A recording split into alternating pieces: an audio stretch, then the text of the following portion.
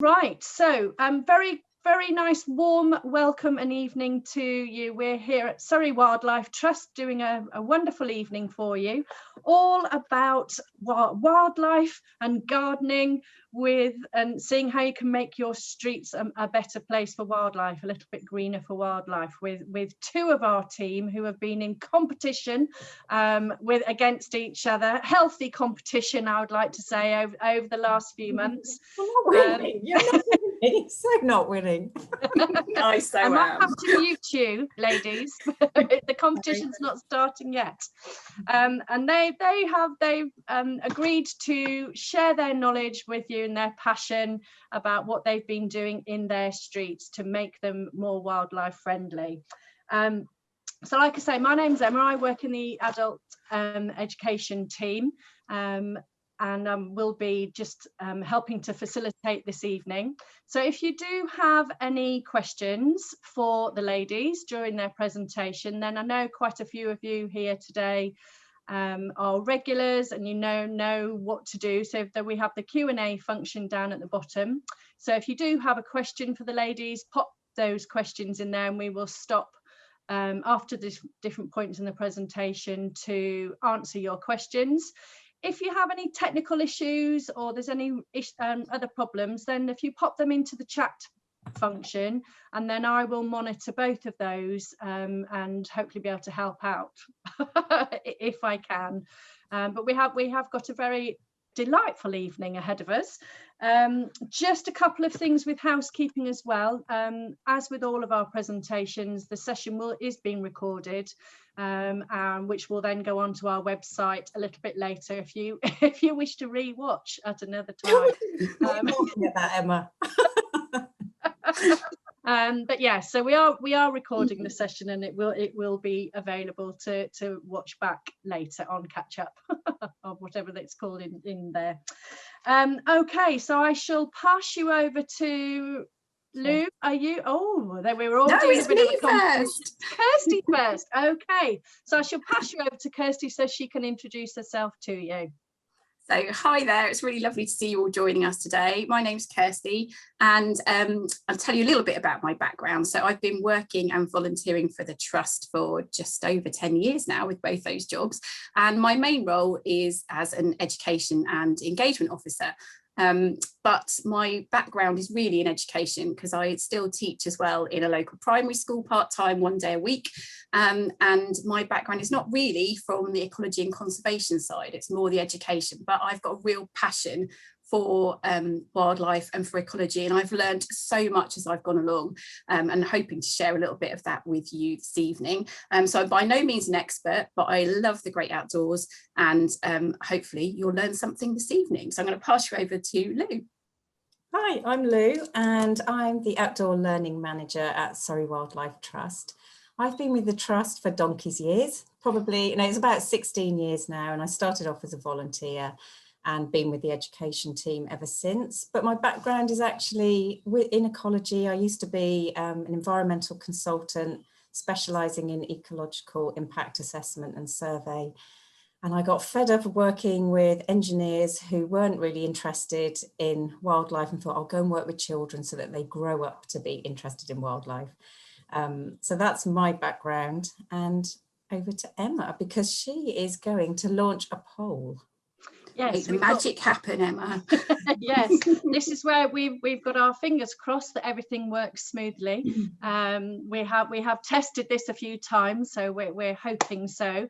So we're going to start off with a poll just to sort of get a little bit of an idea of our audience and your knowledge this evening and what you've been doing. So I will launch the poll very shortly, but also in this time, normally if we were hosting a live event up at Nourwood, then we would be offering you a nice drink and a nice biscuit to be able to, it's an evening lecture, it's Wednesday, the sun's shining, it's a beautiful evening. So we're inviting you in the next 5 minutes, once you've answered our poll, to go and get yourself a botanical drink, whether that's a gin and tonic on a Wednesday night, or it could be a herbal tea, but we want to make it a nice relaxed evening, so you have 5 minutes. So I'm going to put the poll up just to get us started.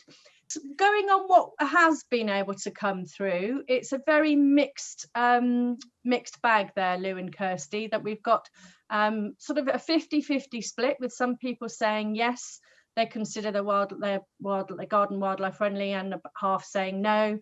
And again, a bit of a quite similar with the answers is that we've got a couple of people who said they haven't started yet. Hopefully tonight they're going to start after tonight. That's the reason why they're joining us this evening. Don't know how to garden for wildlife, so hopefully the girls will give us some top tips this evening to be able to get you started. It's good to hear that nobody has clicked on it's too difficult, so that's a good thing. So it means that people are out there, but a couple of people a little bit worried about what it will look like. So perhaps you can answers. You can address that issue, ladies. So I'm going to end that poll now and hope that everybody's back with their botanical drink, and we will with a big cheers. Cheers. Yes, exactly. Right, over to you, ladies. Okay. Right, welcome. And it's interesting, those responses, because we kind of expected that. Some of you will have little oases in your back gardens for wildlife. Other of you won't. Some of you might not even have a garden. So we're going to talk over a little bit of the key points for wildlife gardening. Then we're going to talk about the projects we've been working on and show you how to start a campaign, and then we'll have lots of time for questions at the end. Now, at the risk of this all going pear-shaped, I thought I'd throw in a couple of videos. So I am over 50, so bear with me. I am going to try and share my screen and play a video. So here goes. Right, let's kick off with this. Right, Emma, can you hear this? In my lifetime, we've seen a catastrophic decline in our wildlife. Species are in danger of disappearing altogether, and we've taken nature for granted for too long. Something big needs to happen to change this. I relish bold action, and the Wildlife Trust's 30 by 30 ambition is the most audacious and courageous I've seen in a very long time. Simply put, by allowing nature to recover by protecting 30% of land and sea, we'll see the natural world transform. It's our best hope of turning the tide to make sure we have a thriving natural world to pass on to the next generation. Nature has been there for us all when we've needed it the most. Now is the time to repay it ourselves. Thank you. Ooh, cut him short a little bit. Let's come out of that. Right. Okay, so hopefully you all saw that. That's the lovely Stephen Fry introducing our 30 by 30 campaign, which the Wildlife Trusts are running, and a lot of conservation organisations are actually running a similar campaign. We're all heading in the same direction, trying to get 30% of land and sea in recovery for nature by 2030. So that campaign launched quite recently, and it really made us think that we all need to start doing something for nature. For 30 by 30 to actually happen, we need 1 in 4 of us taking action for nature. So it made me think just doing my bit in my own garden wasn't probably going to be enough. I needed to get the neighbours on board and do a little bit more in my community. So what I'm going to do now is share our PowerPoint. I'm afraid we're going to be dipping in and out of a PowerPoint as I say a bit, and then Kirsty's going to do a bit. So do bear with us as we share screens. Okay.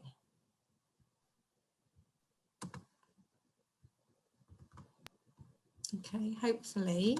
Can you see that? Yep, okay. Okay, so here's a map of Surrey. I know not all of you are in Surrey. For those of you who've never been to Surrey, it's actually the most wooded county in Britain. It's a beautiful place to live. But on this map, we've got a map of all of our gardens. And as a wildlife trust, we manage 4% of Surrey, which is quite significant actually for a wildlife trust. but our gardens make up 20% of Surrey. So you can see, as an organisation that's aiming for 30% of land in recovery for nature by 2030, our gardens are very interesting to us because they are potential havens for wildlife. And if any of you watched Claire Gibbs' talk, which is a fantastic introduction to wildlife gardening, and you can watch it again on the website, you'll know that our gardens are actually an ecotone. So they're that middle bit between woodland and grassland. And ecotones are really diverse places because they have the species that like woodland, and they have the species that like grassland, and they have their own specialist species as well. So our gardens have the potential to be incredibly diverse. So wildlife gardening is a great thing. It's also incredibly easy. Now, I can't deny it, I am quite lazy. And wildlife gardening allows you to be very lazy. Just embrace the weeds. Since I changed to wildlife gardening, it has been wonderful. It's so nice to see what pops up in your garden and not pull it out and worry about it. And you can actually sit in your garden and enjoy it and just watch wildlife come to it. So I can't recommend it enough. But we really need greener streets because we can't just have a garden, just like we can't just have a nature reserve. We need a landscape that's connected. So species that are really under threat from climate change, from pollution, from habitat fragmentation, all sorts of pressures that we're putting on all of these species can travel through the landscape and find refuge in other places and breed and not get isolated populations. So our gardens provide fantastic corridors that link up our nature reserves as well. Now, we all know, so if you go to the 30 by 30 campaign page on the Wildlife Trust website, it will tell you that, I think it's 40, I've got some figures here, not easily accessible. 41% of our insects are actually threatened with extinction. So, you know, they are part of a really important food chain, but they also do a really important job for us. They're responsible for 1 in 3 mouthfuls of food that we eat. As pollinators, they pollinate our food crops and fruit crops, so important. And so we really need to step up and help insects. I'm sure you all remember the days traveling through to go on holiday and getting windscreens covered in squashed insects, and you just don't get it anymore. I honestly thought there was a new special film on windscreens to stop flies sticking to it, but actually it's because insects are in massive decline. So as a group of gardeners, we can do so much for insects. We can put in pollinator-friendly plants and really help them. And it doesn't have to be difficult. It doesn't have to be expensive. We can just let our gardens grow. Now, if I can find the right page. So Plant Life run the campaign No Mow May, which Kirsty's going to tell you about in a little while.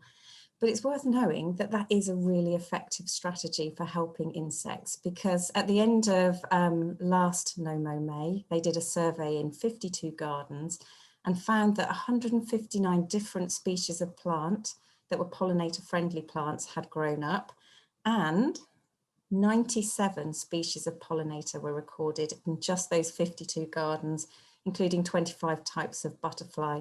So a really effective strategy is just not mowing your lawn. So that's helping insects. So that's ticking that box if we go for greener streets, and we can create huge corridors if we get everybody involved on our street. Hedgehogs, aren't they just the most adorable creatures? In the 1950s, we had 35 million of them. That really common thing in my childhood. I really remember them well. Now there's just 1.5 million left. They're dying out quicker than tigers.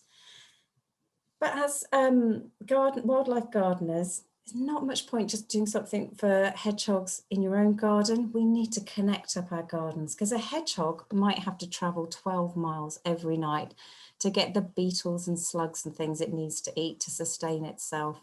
So they travel long distances, and as they travel, they're at huge risk of, when they cross roads, of getting squashed. So if your street can provide the habitat for hedgehogs, then they might not have to cross that busy road and will live to tell the tale the next day. And aren't they amazing that they love to eat the things that we don't like in our gardens, like the slugs that eat our crops. So fantastic friends for all of us gardeners. And then the other thing you'll see on our website is the lack of freshwater habitats in our landscape, and the loss of ponds, the pollution of ponds.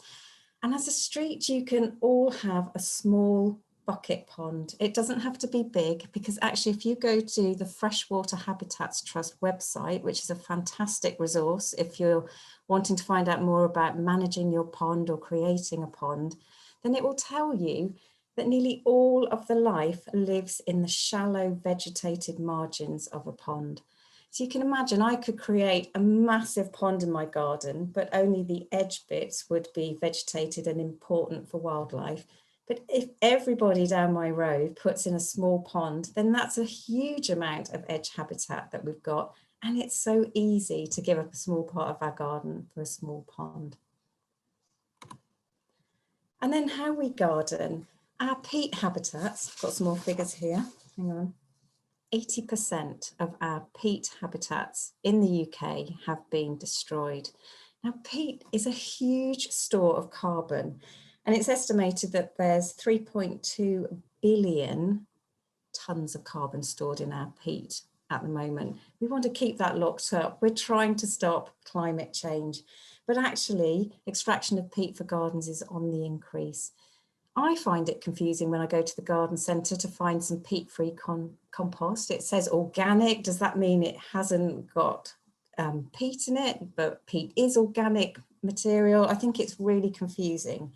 But what you could do is make a compost heap and educate your fellow neighbours about having a compost heap. You save heaps of money, and you provide habitat for things like the lovely grass snake here that nest in compost heaps, and the warmth of the compost heap will incubate their eggs. So that's another great thing we can do. And then birds. I'm sure, like me, you have really enjoyed feeding birds through lockdown. They have absolutely been a saving grace in our household, watching them come to the feeder. Now, it can be a bit expensive topping up your bird feeders, especially if, like me, you've got parakeets and squirrels that feast away on the sunflower hearts I put out for them. But birds really need our help. The common species that we always used to see are in massive decline in our countryside, and our gardens are a real refuge for them. So putting the food out is fantastic, but also they then keep the pests at bay. So it is wonderful to see goldfinches on your dandelions eating the seeds, and to see thrushes eating slugs and all things like that. So do encourage the birds to your garden. I'll just come out of this, because I think what we're going to do now is have a little look at Kirsty's garden, and then I'll show you around my garden to show you some of the features. So I'm just going to stop sharing and hope you can see that there is a reason to get not just your garden valuable for wildlife, but your whole street, because you can have a much bigger impact. So over to Kirsty. Yeah, thank you, Lou. And that is definitely the key, is thinking about, I might only have a really, really small patch, and I might not be doing everything that I possibly could for wildlife. But if I can pass that message on to all the people up the street, and everyone does that little bit, it's amazing what a big difference that can make. I definitely would not say that I am a brilliant wildlife gardener. I've got a bog standard garden that has to have lots of different uses for lots of different reasons, which I'll go through in just a minute. But then when I started looking at it and thinking, actually, what have I got that's good for nature, and where are those little oases for insects or birds or mammals in my garden, I was really surprised by how much I did have. So these photos of my garden are really honest, because it doesn't look amazing, but hopefully you'll be able to see that every little bit makes that difference. So I'm going to have a go at sharing my screen now, and hopefully this will work. And I just need to find the slideshow. This is where it all gets a bit confusing, because my bar decides to sit right on top of where my slideshow option is, which I now can't find. Help me out, Lou. Can you see it on your screen? Go up. Go up. Up, left. left, right a little bit. there it is, there's one at the top just to help me out. I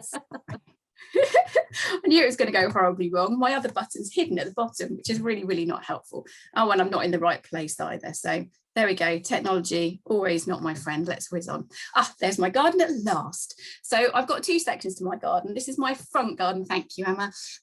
It is fairly small. And as you can see from the photos, I've already got this patch. This is in the middle of my lawn, which when we bought the house, ours is a fairly new build, and the house was built in the grounds of a much bigger house, and they had a small area of woodland. And luckily for me, the people who had the house before us had left this little patch where all the bulbs of the woodland flowers were in the seed bank underneath the ground. So every spring that just pops up. I didn't know it was there. And as soon as I did, after we'd lived in the house for 6 months or so, in our first spring, I was just blown away by what came up. So we've got a mixture of bluebells and daffodils, snowdrops, and there are some wood anemone in there too. So years ago, I said to my husband, we need to leave that section while it's flowering. And before I really knew anything about wildlife gardening, I knew that I shouldn't cut it and I should let the seeds take, and hopefully it would come back the next spring, which it did. I've also got bird table in here, tiny little water feature, which is literally like the size of a large dinner plate, which the pollinators drink from and the birds bathe in, and then bird feeders. And I've got lots of shelves. This is beautiful camellia here, a couple of fruit trees. So that is my front garden. Then we'll go down the path. And I took a photo of my side passage. Might be not very exciting, but actually you can see that along the edges, I've got this Herb Robert and Forget-Me-Not mix, which works like a little corridor. So if the insects are traveling from the front to the back, they've got somewhere to go. So it's like a little highway that they can use. So even those really small spaces can be important for nature and can work really well in your garden. And this is my back garden. And as I said, my garden has to be multi-purpose. I've got 3 boys who like to jump on trampolines, play football, have their friends around in the garden, and I've got 2 dogs as well. So we were talking about No Mow May as a campaign, which we'll talk a little bit more about later on. And as you can see, this is my garden this week. Well, actually, it can't be this week because the sun's shining, unless it's today. I think it's probably last week, or the last time it was a sunny day. And it has been mown. And that's because I can't let it grow long for those reasons. And so you might think, well, there's not really very much for nature and wildlife in there. But if you look closely, there is an amazing amount packed into a small space. So I've got climbers going up the wall of the garage, and in amongst the climber, you can see there's a little nest box in there. Haven't had any activity in it yet this year, but we did last year. So fingers crossed, somebody might nest in it again. Up on the fences, I've got things like the bee boxes for different solitary bees to use, and another nest box hidden away on the back fence too. So they're away from the hustle and bustle of the main garden, and they do get used by lots of birds and different insects too. And the rest of the garden is a bit like a little mosaic of little pieces that put together make quite a good place for wildlife. So this is a picture, the top left is the corner of my vegetable patch, and I've got a herb garden. So I've got some rosemary, some chives. They do really well even in the dry weather, and they're brilliant for pollinators to visit. Again, this little saucer sitting on the side is a little watering station for any thirsty bees or any creature really that needs a bit of a drink. So I keep that topped up. And then in the back of the garden, right behind the trampoline, my youngest son, Ted, rescued the logs from when we had to sadly take a silver birch tree down. And we kept the stump. So he's created a stumpery, and he looks in there every now and then. And it's amazing how many different creatures you find hiding under the logs and nesting and using that. So it's just fab, and it's a really cool shady place, and you'll quite often find him just having a good old rummage when he's not got anything else to do in the garden. Classic water butt along the side of the house connected to the guttering so that I've got rainwater so I can top up those watering places. My little fairy fountain here, which I keep topped up with rainwater, and the birds use that as a bird bath. And this area where the football is hiding is actually underneath the trampoline. It's just at the edge where the sun still gets to, and I've just let that go wild. So there are lots of places for insects to live, as well as my fences being slightly rickety. So what Louise was saying about hedgehogs and different creatures needing to get from garden to garden to find enough food source, I've made sure that although the holes can't let my dogs out, they are big enough for hedgehogs to come in and out of the garden. So despite the fact I've got proper fences all the way around on 3 sides of the garden and a gate, there's still access, and we get lots of different animals in and out of the garden. So that's my garden. Oh, and I'm going to stop sharing my screen because we're going to come back to have a look at Louise's garden. Alrighty, I'm going in. Right. That. Oh, I've got to start from the beginning again. We're not doing well with this, are we? Apologies, everybody. But it's the only way we can make it work without you having to listen to one of us for too long. Oh, yes, that's looking good. Can you see that? Yeah. Here's I can see your beautiful garden, Lou. Point out, every time I go to take a picture of my garden, the dog gets in the way with his ball and drops it in front of me. So bear with me, there's always a picture of Banjo, the dog, in my pictures. So this is looking out to my garden. This is what I'm looking at now as I look out of the bedroom window.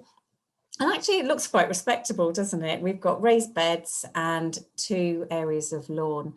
And that is the rule in our house, that you've got to be able to look out and it looks okay. But when you delve deeper, you realise there's a lot of weeds in there, which I love. So let's have a look. Oh, right. So this is the flower bed, absolutely jam-packed full of weeds that have grown up in amongst the lavender and all the other things that are there, that not all native species, but there's a mix of native and non-native species, and it looks a bit of a jumble. This is what it looks like at the moment, but this is what it looked like this time last year, and I'm hoping it will return to look like this in a week or two's time with the sun that has been promised for the next week or so. It's a mass of pollinator friendly flowers. I've got thyme there, oregano, oxeye daisies, poppies, sweet peas, all sorts of things. And I spend my Junes during 30 days wild with my head stuck in those daisies, watching every little creature that crawls in there. And it is really therapeutic, believe it or not, even though as a child, those creatures traumatized me. I now have learnt to love them.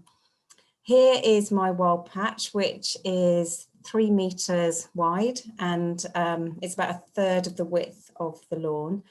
And it's about 20 meters long. So I'm really lucky that we've got quite a long garden. And this has been my absolute joy. Every morning when I get up and every evening I come and stick my head in, see what's growing, and it's lovely. But just like Kirsty, you know, I've got a dog.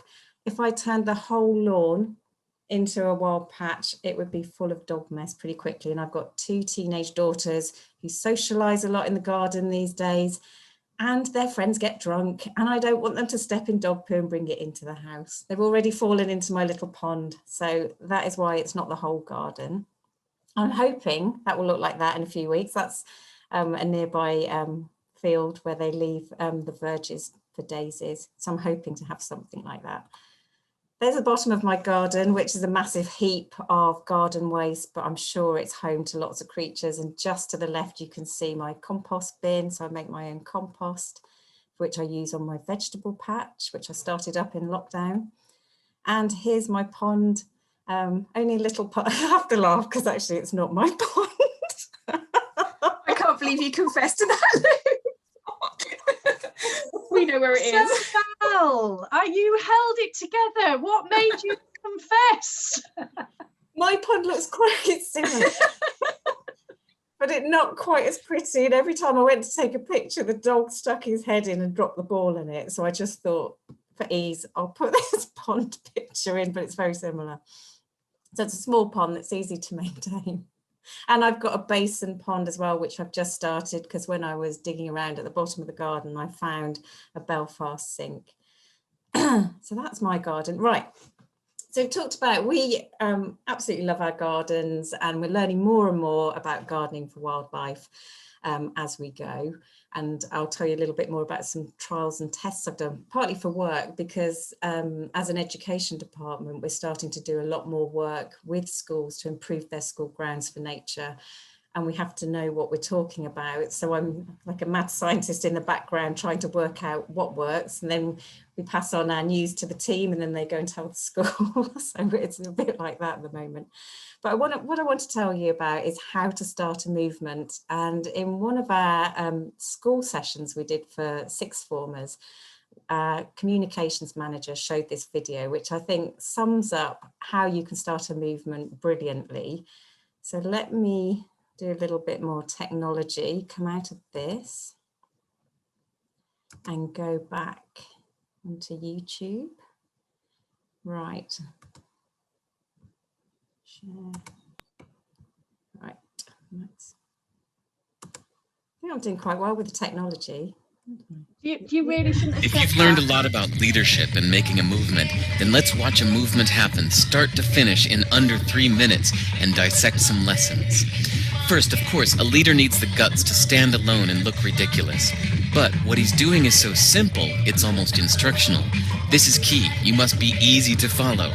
Now here comes the first follower with a crucial role. He publicly shows everyone else how to follow. Notice how the leader embraces him as an equal. So it's not about the leader anymore, it's about them, plural. Notice how he's calling to his friends to join in. So it takes guts to be a first follower. You stand out and you brave ridicule yourself. Being a first follower is an underappreciated form of leadership. The first follower transforms a lone nut into a leader. If the leader is the flint, the first follower is the spark that really makes the fire. Now here's the second follower. This is a turning point. It's proof the first has done well. Now it's not a lone nut and it's not two nuts. 3 is a crowd and a crowd is news. A movement must be public. Make sure outsiders see more than just the leader. Everyone needs to see the followers because new followers emulate followers, not the leader. Now here come 2 more people, then 3 more immediately. Now we've got momentum. This is the tipping point and now we have a movement. As more people jump in, it's no longer risky. If they were on the fence before, there's no reason not to join in now. They won't stand out, they won't be ridiculed, and they will be part of the in crowd if they hurry. And over the next minute, you'll see the rest who prefer to stay part of the crowd, because eventually they'd be ridiculed for not joining. And ladies and gentlemen, that is how a movement is made. Right. I hope you enjoyed that. Makes me laugh even, and we've seen it a couple of times, and every time when it just makes me laugh. It's just so brilliant, such a good movie. Yeah, and so we wanted to show that because actually that's exactly what's happened in my road. I am, the lone nut? And Sue, who I believe has joined us tonight, was the first follower who made it possible to start the movement in our road. And then we managed to convince another person to be the second follower. And once there were 3 of us, we knew that we could gain momentum and create a movement. And it really has worked. And you have to keep it simple so that everyone understands it has to be cheap, easy, and then you will get everyone on board. And then it becomes really uncool not to be part of your movement. So I think Kirsty now is going to tell you a bit more about the sorts of movements we're talking about. It's not the dance movement. Well, I don't know. I think part of our lone nut probably was them dancing in my road with a couple of my neighbours, who I then knew I could probably get on board because they were willing to do silly dancing with me. So they were probably willing to do most things. Anyway, I'm going to share my screen again because one very successful movement, which follows the things that Lou was just talking to you about, is the Blue Campaign. Now, some of you might have heard of the Blue Campaign. Depends where you live. Oh, it keeps going back to the front, even though I started it from my slide. That's very annoying. Let's whiz through. Okay. And the Blue Campaign was started in 2014 and was started by a wildlife filmmaker called Fergus Beeley in a response to the dramatic biodiversity and biomass loss that he realised was going on around the world. And he decided to start this movement, and exactly as Lou was saying, to keep it simple and easy to follow. The only requirement was to allow a patch of land to grow and go wild. There was no cost involved, but there was massive benefit for the habitats. It was really good for plants and animals and the health of the soil, and it allows people to see wildlife up close. So you can see that with the best ideas, it's really, really good to keep things simple. And then there is that ripple effect, just like the lone nut dancing, having his follower and then finding a second follower until it really was the thing to do, and it was not cool to stay on the outside. So with the blue campaign, the idea was that when people put those blue hearts up around where they'd left areas to grow wild, other people would see them.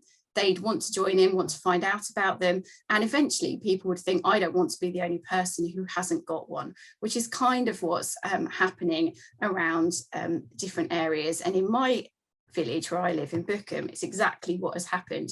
The idea of this campaign was that people would rewild private gardens, allotments, and an increasing number of councils are also working with the Blue campaign to rewild council land and roadside verges. Now, obviously that takes a bit more organisation. It needs communication between the people who are running the campaign and the county councils. And we'll talk a little bit more about how you can go about doing that if you decide that you want to get on board with this campaign. But it's a really good example of how you can have that lone nut, have a follower and create a movement. Likewise, another really effective movement is, as Lou already mentioned, Plant Life's campaign for No Mow May. Really simple again, just asking people to leave their lawn or part of their lawn to grow wild during the month of May. And if you are regular on some of these talks, you might have noticed that one of our other staff members, Zoe Shannon, is doing a weekly blog and a video blog about this, and she's doing a talk on how her own garden and experience have got on with No Mow May, so you can join that a bit later on this month.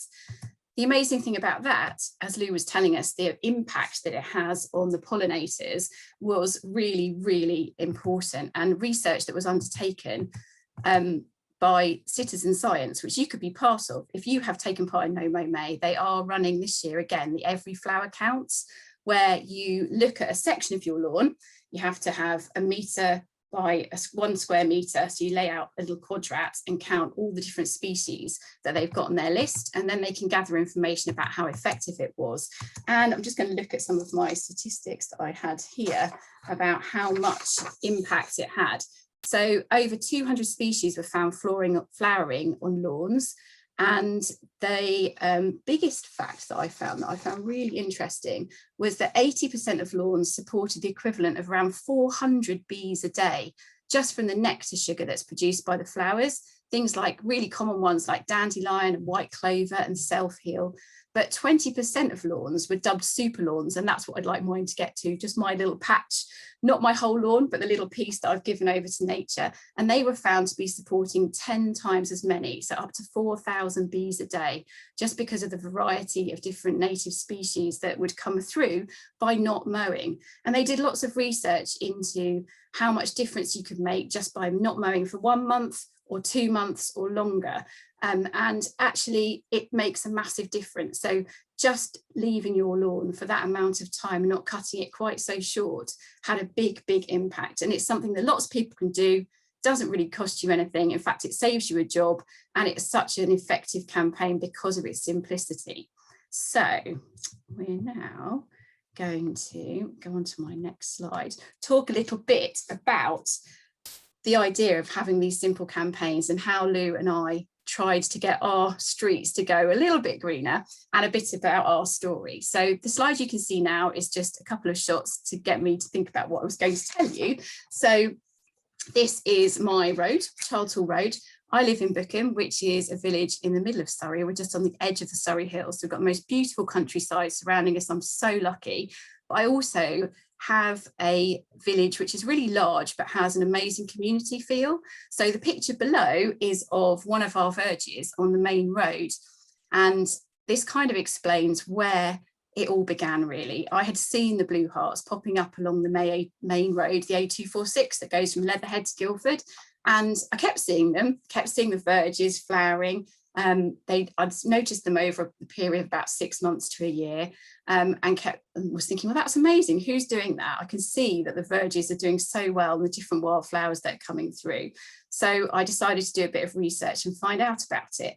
And then I'm a member of lots of kind of different Facebook groups locally, because we've got quite an active community. And I just noticed one day on the I Live in Bookham Facebook page that I noticed the Bookham Blue Hearts Wildflower Verges page popped up, and the picture of the blue heart. And also some information on there which had some guidance for residential verges.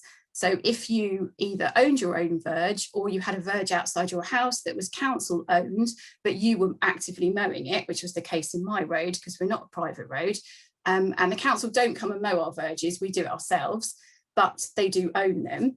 I decided to have a little bit of a look into it, and I really thought, actually, I want to take action and do something and join this campaign, because I can see the impact it's having.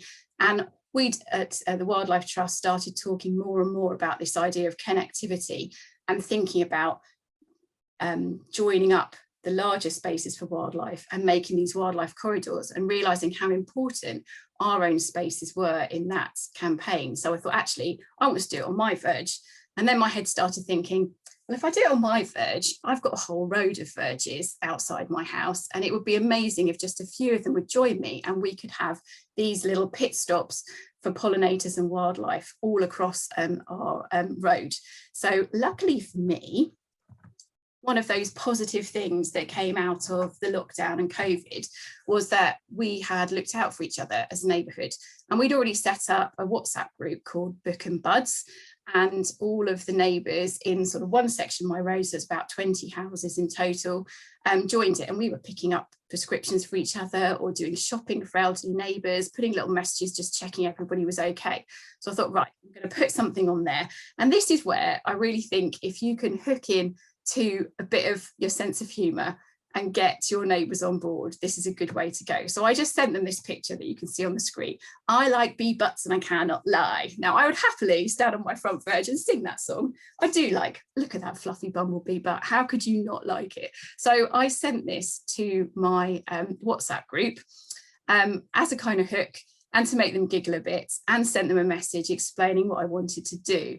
And you can see my message on the screen now. I just said, so I've been thinking about this for a while and wondering if we can make our bit of the road, or the whole road, a little oasis of pit stops for pollinators and wildlife. I am slowly turning our front garden into a happier place for beasties, and would like the verge outside our house to be happier too. Thoughts, guys? And that was it. And I thought, okay, I'm pretty convinced I am not the only lone nut. I have a friend opposite, Bex, who had spoken to me a little bit about the idea of maybe putting some trees into our verges. And I knew that our verges were too narrow for that, but I did also know that we could let them grow wild and maybe make a bit of a difference that way. So I was hopeful that she was going to reply and join in. And of course she did. She was the first one to get back to me, and then several other neighbours, until I had about 6 actually, who said, yeah, we're up for this. What do we have to do? So I sent some messages explaining that all they had to do was not mow their lawn. They could cut it once before the end of March, and then they could leave it until I wasn't quite sure when. This is when I then had to start doing some research and finding out about actually how do you manage your verge. And I was really lucky because in Bookham, we already had our Bookham Blue Hearts Wildflower Verges page. So I emailed Diane Poole, who manages that page, and she was amazing. She got back to me with all sorts of information, which I could then tell my neighbours, and I've learned so much from her. So tapping into anything that's already there in the local community is really, really helpful. So that was kind of what happened to start with. All the people said yes, and then I thought, oh, right, okay, and they said, what do we have to do now? I think the other thing that was really useful was that there is always going to be that couple of people who might not be so keen to join in. And I'd made it really clear on my WhatsApp message that it wasn't something you had to do, but if you wanted to. And I had quite a few questions back about things like, obviously, our verges are council owned. Do we have permission to do this? Which I again then had to go back to our Facebook group and got some really useful information back saying, yes, you can, if you want to plant trees and bulbs in your verge, you would have to pay and it's like £80 to manage your own verge, which is quite a lot of money. And even I was thinking, oh, I'm not sure if I'm prepared to pay that. But luckily, because the work had already been done a little bit for us, and Diane had been in contact with our local county councillor, Claire Curran, she had spoken to the Surrey County Council, and they had an agreement that if it was just a case of not mowing and letting it go wild, you didn't need to pay that, but you did need to make it clear that you were managing it. And by doing the Blue Heart, it passes that message that this verge hasn't just been left, it is being actively looked after, but it's being managed for wildlife. So once I went back to the couple of neighbours who weren't too sure about that and explained that this was the case and that we could put up the Blue Heart signs, you might even want to mow a little bit around the edge of your verge to make it look like it was cared for. It wouldn't be that people just thought we were being lazy and not bothering to look after the verges.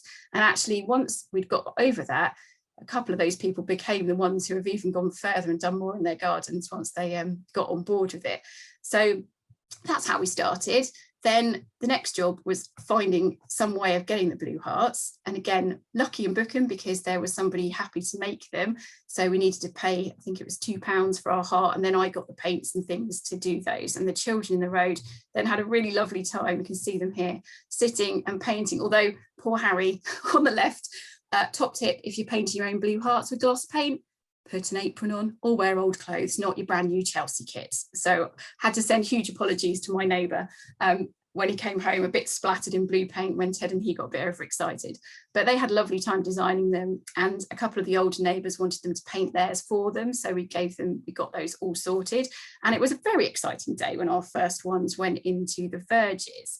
So after we'd got those, we got a bit of a mention on the I Live in Bookham page by our county councillor, because I'd sent some photos off, and the message was getting out there that this was really moving forwards and lots of people in the local area were becoming part of this movement. You can see then, next thing I did was send out some messages to say, okay, we decided that we wanted to put a few plug plants into the verges, having done a bit of research about how to get them to look lovely.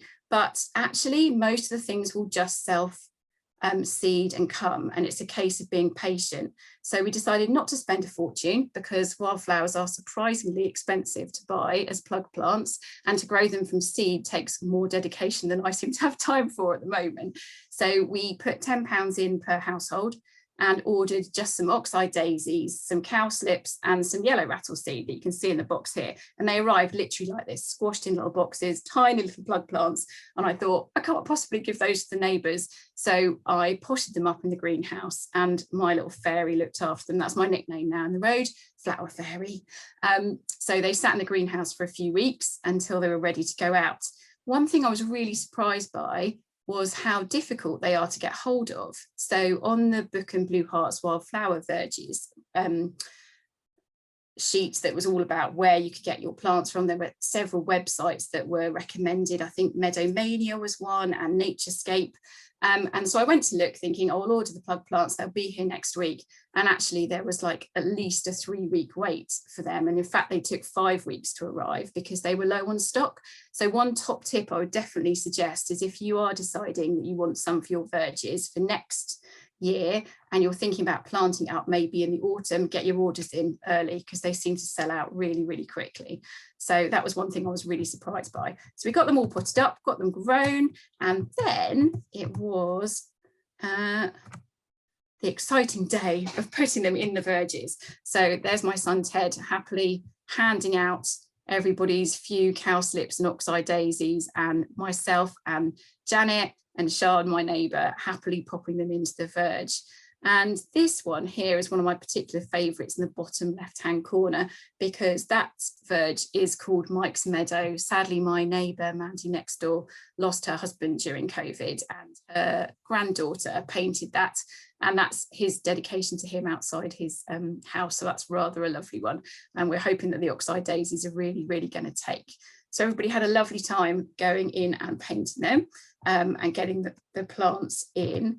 And I think the best bit before I finish talking is the fact that that idea of the movement spreading really took off. So people then noticed the blue hearts in our verges, and I had people walking their dogs, stopping and asking about them if I happened to be outside.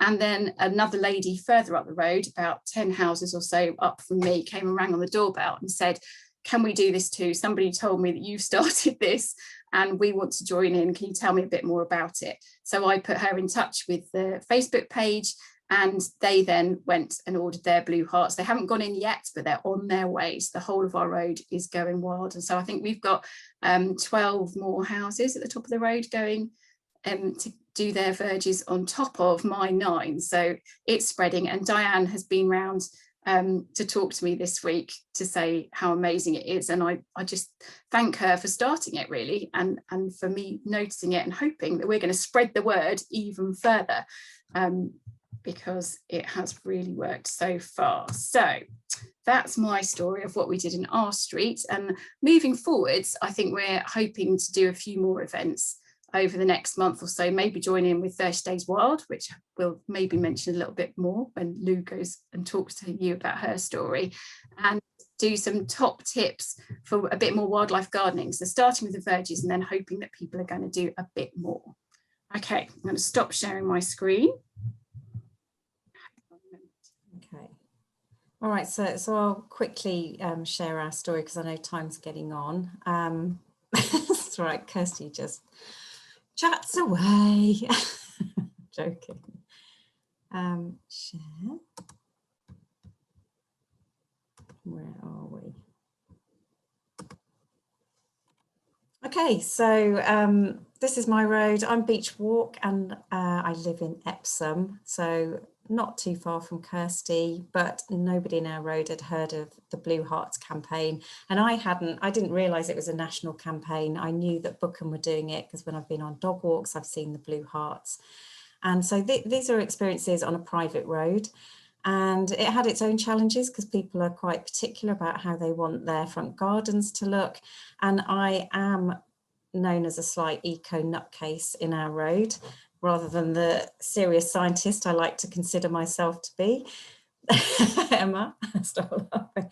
So these are my lovely neighbours during lockdown on VE Day. We had a lovely socially distant cup of tea to celebrate. And how our community group started was, again, during COVID. Sue, who is our chairman of the road, set up a WhatsApp group, and just like Kirsty's road, we looked out for each other, and we met up socially distanced for a cup of tea on a Monday and a Wednesday, and actually it started to turn into a gin and tonic on a Friday as we were all furloughed, and lots of things. And Friday evenings was gin and tonic time, and it was like gardener's question time, because all of us had this time on our hands and lots of gardening we wanted to do, and we were sharing seedlings and top tips on how to garden, and that's how I learned to grow vegetables.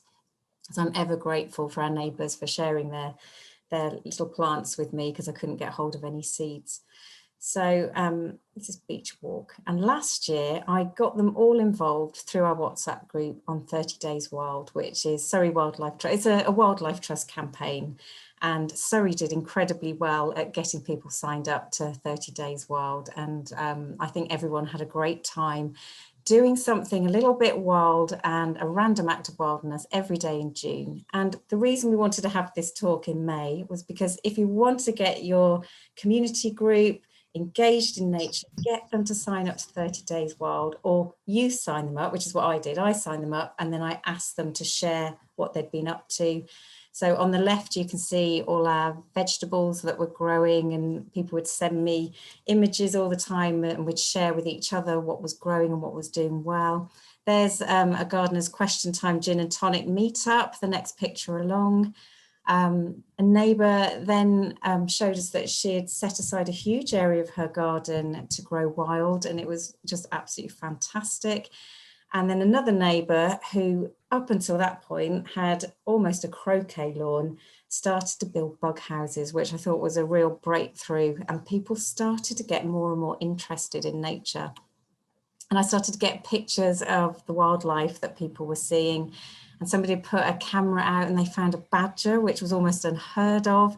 We saw a badger in lockdown. That's a fox that was in my front garden. Then we started to find the stag beetles, and then I was doing bat surveys at the time, so I did a bat survey of the street and we found bats in our gardens. So all started, this whole excitement about wildlife started, and people started to do more and more in their back gardens. But then Kirsty came along and started to do this blue heart thing, and I thought, she's beating me. So this year we're going to go one better and join the Blue campaign. So this was the flyer we put out to residents to say, come on, we all started gardening last year and we did 30 Days Wild, let's do the Blue campaign. And so Sue down the road organised the blue hearts, which she got from the same person in Bookham, and we painted them. Well, Sue painted them mainly.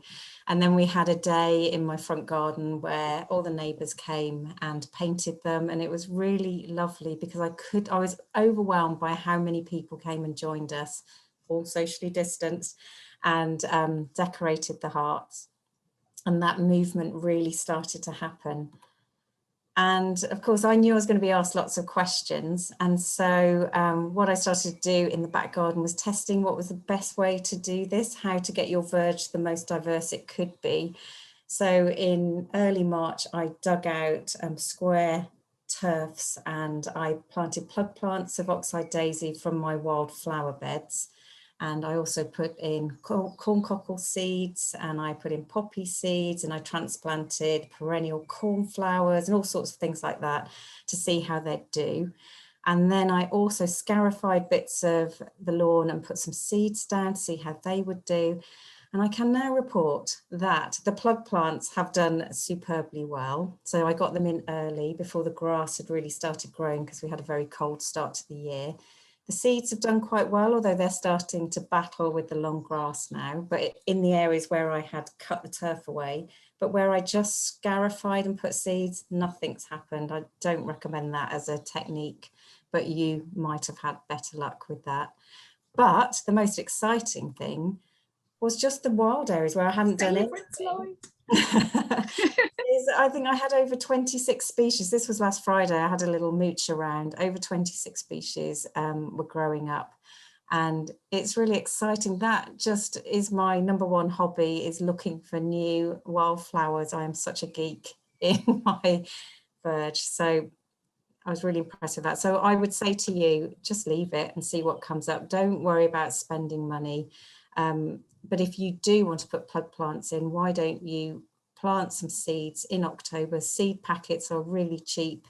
They will grow over winter, and then you can plant them out in early spring. And I'd say plant them out into areas where you've cut the turf away. So the progress so far in the street, here's our lovely neighbour Merrick, who decided just to clear his whole front lawn and plant a mass of wildflowers that he got from Poundland.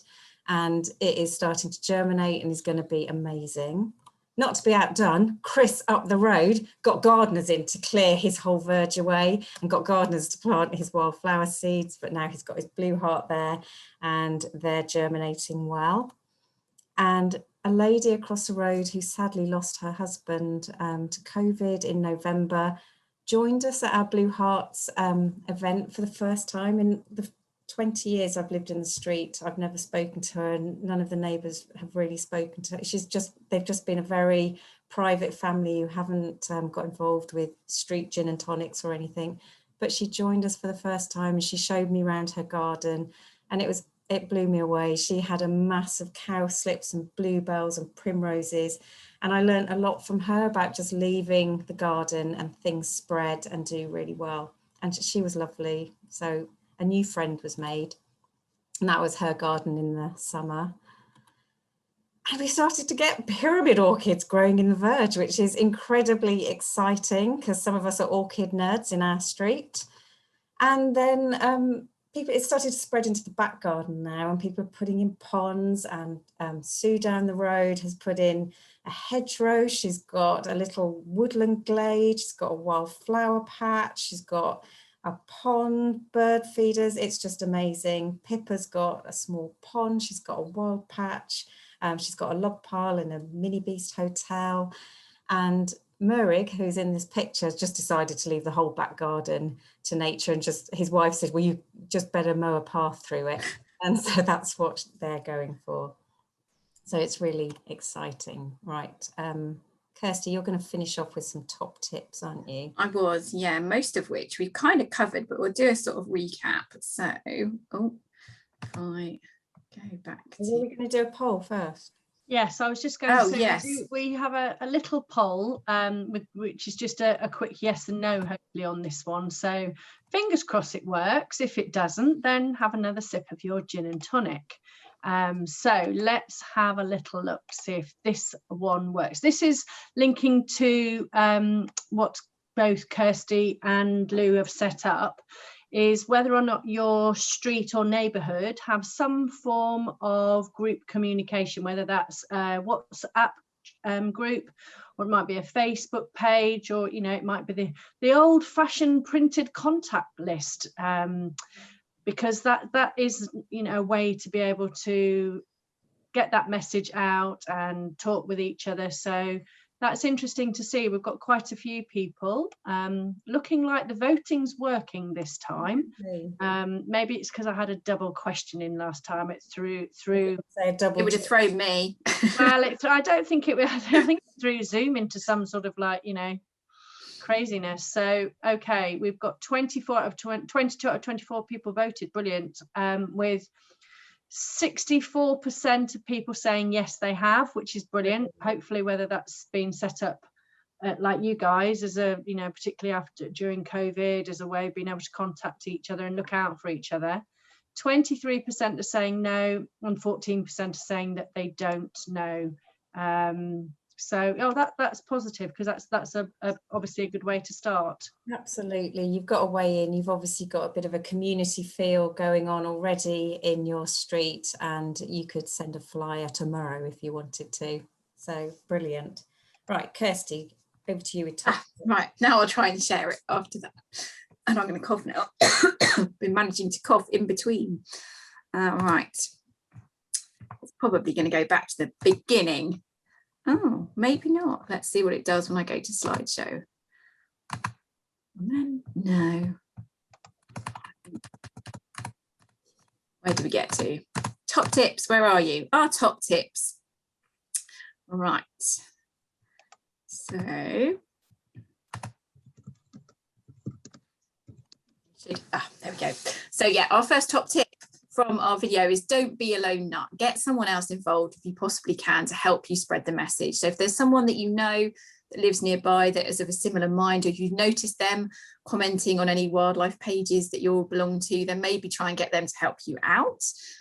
Really, really important is to keep the message simple. Don't try and do too much. Just one small thing that is doable for everybody is way more effective than trying to do too much. And keep the action simple too. So when you send out your message, just ask them for something simple, and then make sure that you're doing something simple, like the blue campaign. Put up your blue heart, let your verge glow wild. Let's see what happens. Be a source of inspiration and advice, because if you've looked into doing this, I always say, I'm not an expert, I don't know the answers, but actually you do. I know a surprising amount. And if you've already researched it a bit, you are the person that they're going to come to ask. And you can always say, look, I'll go and find out about that. Or, oh, I found this website and I had a quick read, maybe go and have a quick read of that too. But it's really important to do a little bit of research, so you do know what kind of plants you're going to get growing, what your soil's like, what the best things are to grow in those areas as well. Make a list of useful websites, which we're going to share with you in just a moment, I think, aren't we, Lou? I think that was your slide that you might have had to end us with. So really useful. Websites are amazing. I started looking on the Plant Life one, and there is just so much information out there. The Wildlife Trust websites have got an amazing amount of leaflets and information that you can use. All these talks that have been going on over Zoom are all recorded, and you can go watch those, and the information that you can find is brilliant, and it is out there, so just go looking for it. This one was something that Diane Poole from the Bookham Blue Hearts Wildflower Verges group said to me, that when I was talking to her about how they got permission to leave the big verges up on the main roads and get to speak to the county council, she said it was really important to try and work through resident associations and parish councils, and if you do have the contact for your local county councillor, to contact them as well, because that's your way in. and look and see what groups already exist in your area and use them, tap into them, and that will really, really help you to be successful in your own campaign. Okay, I think. Brilliant. Yeah, absolutely. That's my next step. Is I've made contact with the Residents Association and told them what we're doing, invited people to come along and look at the Blue Hearts. And we've definitely got 1 in 4 people taking action in our road. Now I want 1 in 4 people in the community. And then we'll have this amazing network from Priest Hill, which is our nearby nature reserve, and Howell Hill, which is a stronghold for the small blue butterfly, all coming out into our roads. Lovely. Yeah, we've already got, so from Bookham, I know that the Blue Hearts have started spreading. Well, obviously to Ewell, where Lou is, but also Fetcham. I think there's a lady on the talk tonight that's part of the Fetcham Goes Wild campaign. And in Dorking as well, I know Diana was posting things onto the Dorking websites as well. So it is definitely spreading. And that's where it can start, from something small, and then those ripples go out. And if we can achieve that across the whole of Surrey, imagine all the habitats we can connect up and all the pit stops that we can create for wildlife in our gardens and on our verges. Our job will be, well, not done, it never will be, but we will be making that difference. That is so, so important. Yeah, maybe I'll share those websites at the end, but shall we? Yes, I was just going to say, just you have got a few questions come in, ladies. If I can read some of those questions out, and you can decide who would like to take that one. They've been popping in all the way through your session. So we had the first question. This is one I think you have addressed a little bit, but the question coming from Julia: there are lots of homes near me with car parks instead of front gardens. How can you encourage them? It's in their interest. Global warming, pollution protection, especially for their children's small lungs. So perhaps, I don't know, Lou, do you want to have a go at that one? I would say keep it simple and start small again. I'd say if yours is like that as well, maybe put some pots of flowers and a blue heart to let people know what you're doing. Get the flyer out and say, how about planting up some pots? Because if it's already tarmac, they're not going to dig it up, but they can soften the landscape with pots of pollinator-friendly plants.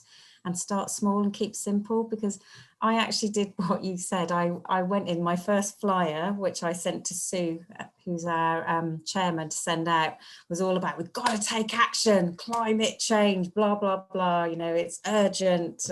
And she said, no, people don't want to hear that. They just want a simple message. Let's help the bugs, bees and butterflies. And that's what I'd say. Keep that message simple, keep the action simple. Don't worry if it takes a long time, at least you're doing something. And eventually, with all the education that's going on, and the message will start to get through.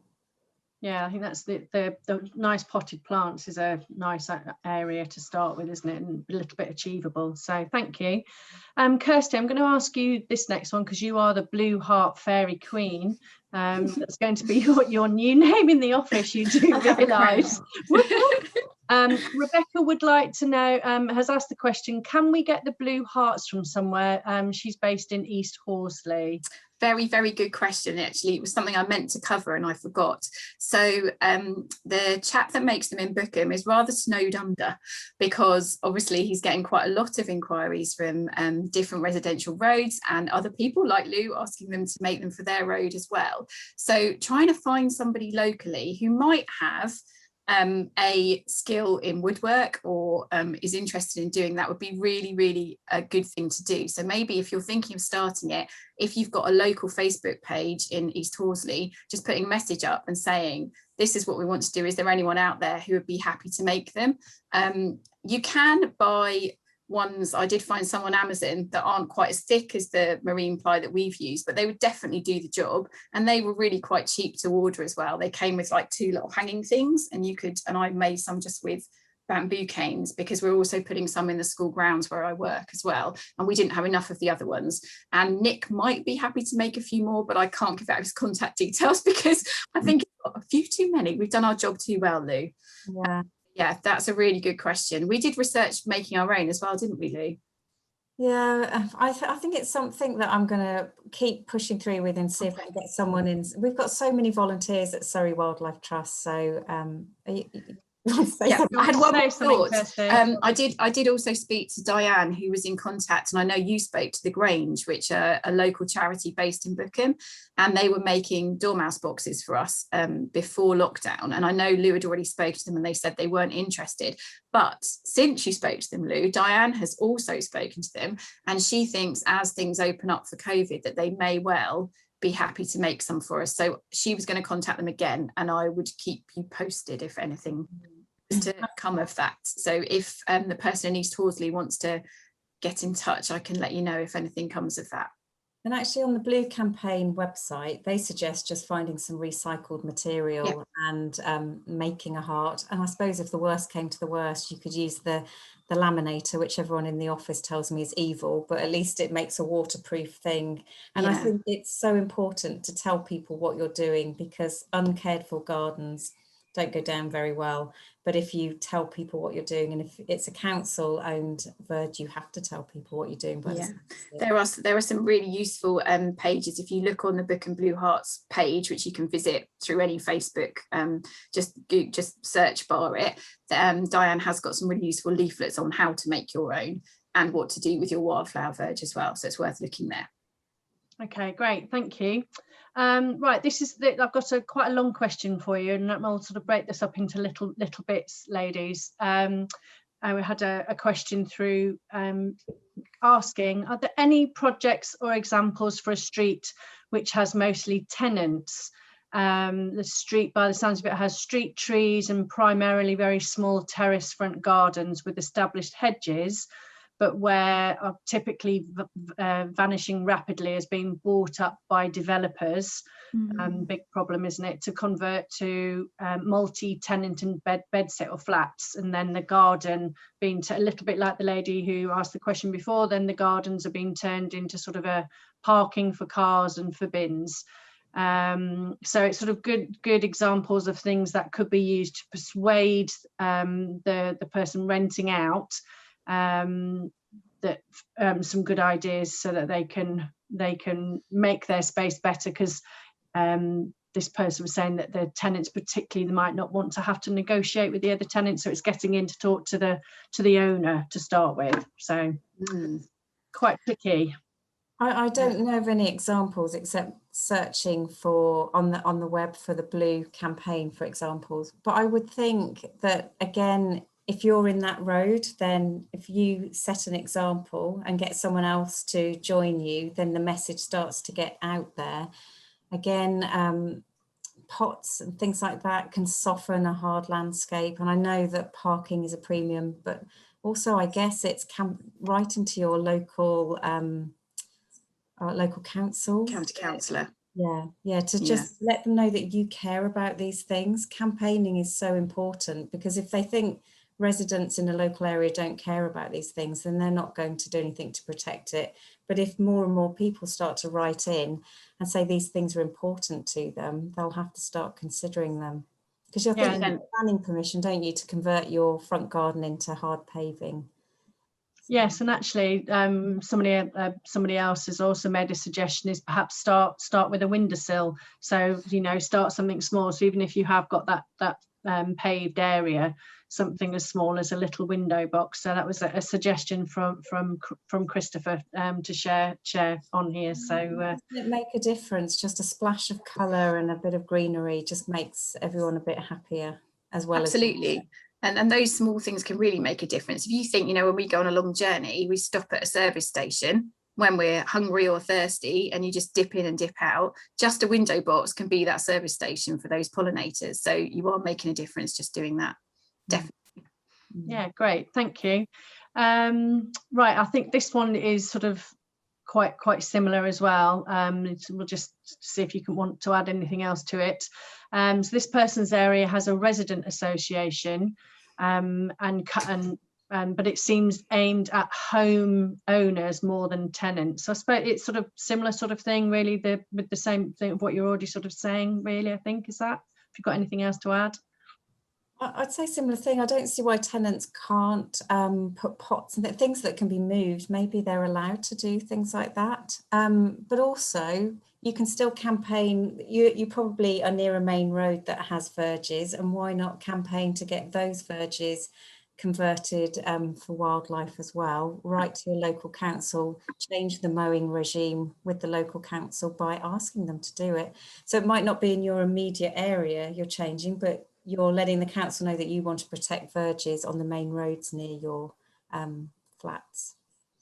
Yeah, for sure. That's a very, very, very good advice. Thank you. We have another question. I think, Kirsty, you sort of touched on this, but you didn't give us the answer. I was waiting for this, and I know, I'm wondering what Maybe I'm going to ask. I don't know. No, I think you do. But the question has come in from our lovely Sue. How long do you keep the grass growing for? Just May or through August? When is the crucial time for scything? So on the Plant Life website, they have a fantastic document called the Good Verge Guide, which gives you detailed information. Oh, Lou has it. You just happen to have one. What a team. What a team, ladies. If you're thinking about your verge, then the guidance is that you can either leave it and you mow it at the end of March, and then you mow towards the sort of September time once, or you can mow twice and you can leave it until later on and mow again at like the end of October, November, just before the grass stops growing.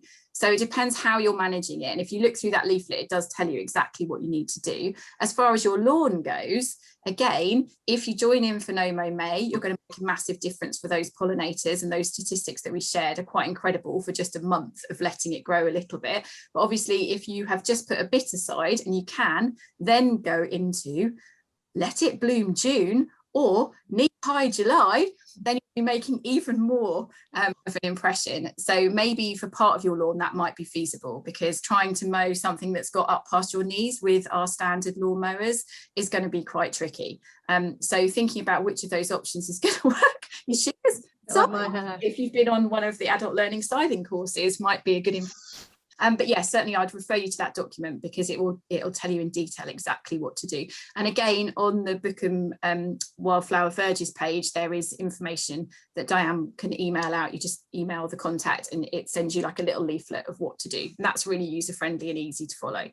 Okay, in fact, actually, Kirsty, sorry, Lou, just pause for a second. With that question, zip it. That question came up when I was meeting with some people today, and one of the questions that I was going to ask you this evening was, so once you have then, if you have made that first cut, so if it's in September, October, what do you then do with what's been cut? I'll let Lou answer. We both know the answer, but I'll let her in. She's got to get an answer. Okay, you answer that one, and then Lou, I might let you talk in a minute. Oh, I'm sorry, Lou. That's what I was going to say.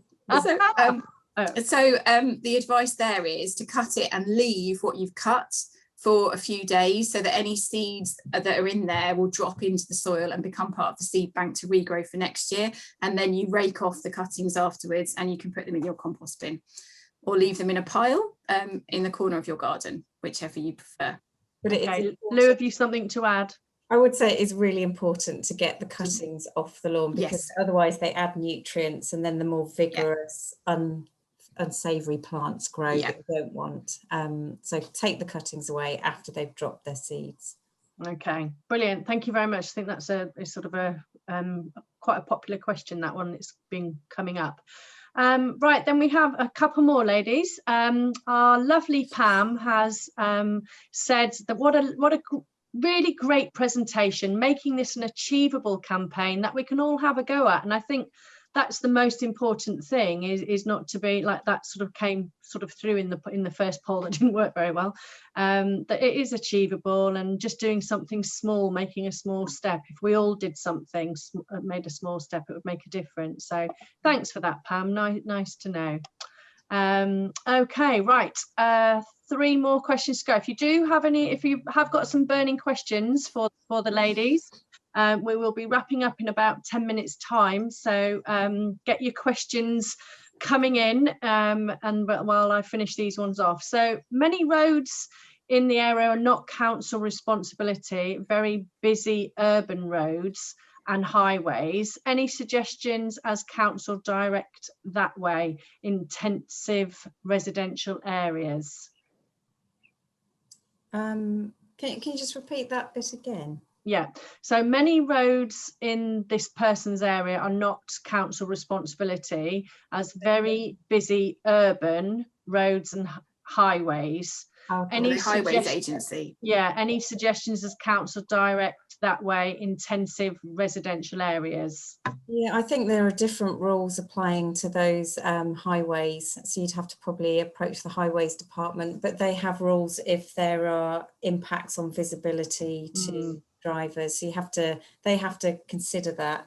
But I think as a wildlife trust, we are working with councils and organisations to really push for verges to be protected for wildlife. So it is something as a movement we're working on. So it's not necessarily a problem for the individual to try and tackle the highways agency, but we are trying to convert larger organisations.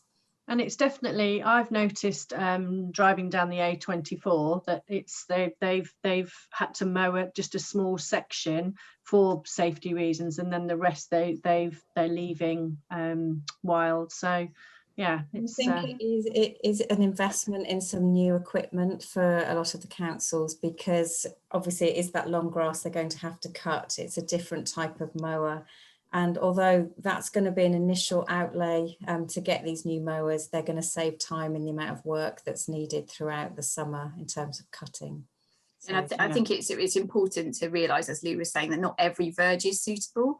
And if you to live on one of those verges that is an issue with sight lines and there are reasons why it has to be mowed, maybe taking one of those other actions like doing the pots or the window box or the other things that you can do still means that you can do something. Yeah, feeding the birds or composting, recycling, every little action really adds up to a big change. Yeah, fabulous. Right, so we have a pond question for you. I know we should have we have a pond expert. We should have drafted him in for our, but maybe the girls will answer this one. We'll message him if necessary. Yes, it shouldn't be a too tricky one. We have a person who's very keen to put in a small pond but have a young dog. Should this be avoided? I would say make it a raised one, because I've got two small ponds, one that's sunk into the ground, which Banjo loves to wallow in when he's hot, and one that is the basin, the Belfast sink, and he doesn't go in that. He will take a little drink from it. So make it raised and then put some bricks and logs so that creatures can get in and out, and plant it up around the edges so you get that edge habitat. But it should be fine with the dog. Yeah, and if you decide that you can't have a pond for one reason or another, then do what I've done in my garden and just have several areas where there is water, at least for creatures to drink from, and make sure they're topped up because they dry out really, really quickly. Yeah, very important. Okay, last couple of questions coming through. This relates back to being that getting the lone nut and the movement started. Not everybody is a lone nut like you two, and happy to do dancing in the street, Kirsty. So just a question saying, how do you suggest recruiting neighbours in the very first place? There are few people interested at the moment, but how can we promote this more generally in our community? So. Well, I think, did you say there are a few interested? Start with those few, and make it really public with the blue heart if you have got a verge, because people go, what's going on here? And then it starts to grow. So imagine you are just dancing in the street on your own with the blue heart, then someone will join you, and it really does. Well, I was amazed how it worked, and it followed that pattern almost exactly. But you can put a little flyer through people's doors and introduce yourself and talk about, your concern about pollinators and how we can make a difference. And it's amazing. I think people, when they know what the problem is, they are really willing to do something about it. I think I live in a social media bubble where I think everyone thinks the same as me, but actually 2 doors down the road, they don't necessarily know about plastic pollution in the oceans because it's not coming up on their Facebook feed every 2 minutes like it is on mine. So I think people just need to be made aware of some of the issues. Yeah, for sure. And I think, like, you know, it's like anything, it's people do care, they just might not necessarily know about it, and if we can just get that little voice out to say, have you considered it, you know, and that ball will start rolling. So right, we're very close to wrapping up.